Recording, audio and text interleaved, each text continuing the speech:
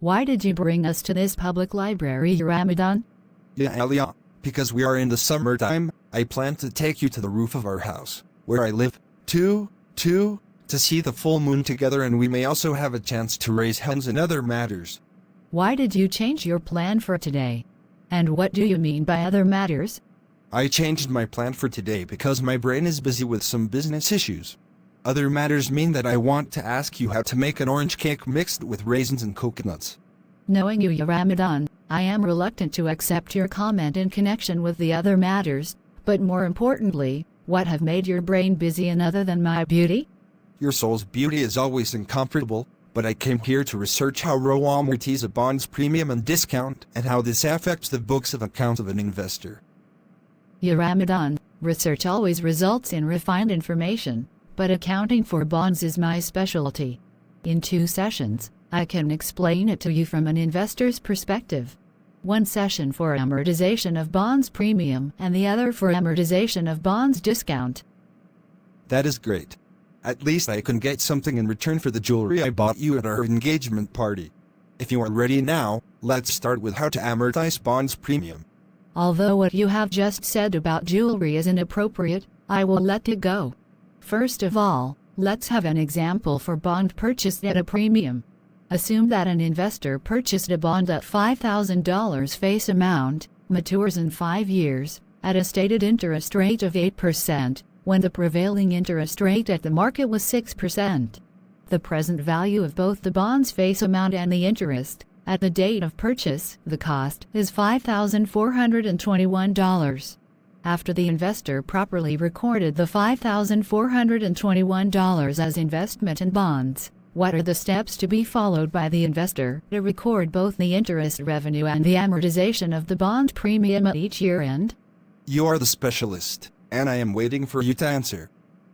The investor should prepare the premium amortization schedule for each of the 5 years of the bond's duration in the following pattern. For year 1, the beginning carrying amount of $5,421, the cost, is to be multiplied by 6%, the market interest rate or the effective interest rate, to arrive at year 1 interest revenue of $325. The interest revenue of $325 is then to be subtracted from the interest received of $400, being the product of multiplying the bond's face amount of $5,000 by the stated interest rate of 8%, and the difference of $75, $400 minus $325 is the part of the total premium to be amortized in year 1. In order to arrive at the bond's ending carrying amount of $5,346 at the end of year 1, the premium amortized for year 1 is to be subtracted from the beginning carrying amount of year 1, or $5,421 minus $75. Note that this $5,346 will be taken as the beginning carrying amount of year 2. At the end of the year 1, the following journal entry is to be made: debit cash for $400, being the interest received, and credit investment in bonds for $75, and credit interest revenue for $325. I understand, but I appreciate, would you extend the premium's amortization schedule to cover year 2? Okay, for year 2, the beginning carrying amount of $5,346 is to be multiplied by the 6% market interest rate or the effective interest rate to arrive at the year 2 interest revenue of $321. The interest revenue of year 2 is then to be subtracted from the yearly fixed interest received of $400, and the difference of $79, $400 minus $321 is the part of the balance of the unamortized premium to be amortized in year 2. In order to arrive at the bond's ending carrying amount of $5,267 of year 2, the premium amortized for year 2 is to be subtracted from the beginning carrying amount of year 2, or $5,346 minus $79.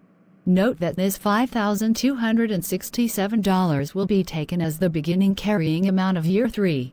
At the end of year 2, the following journal entry is to be made: debit cash for $400 and credit investment in bonds for $79, and credit interest revenue for $321. The same pattern of amortization is used for the 3 other remaining years.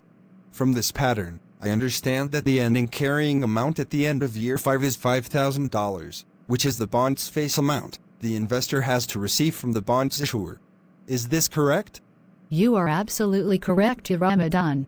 Upon receiving the face amount of $5,000 at the end of year 5, the investor should record the following journal entry: debit cash for $5,000 and credit investment in bonds for $5,000. Thank you, Alia.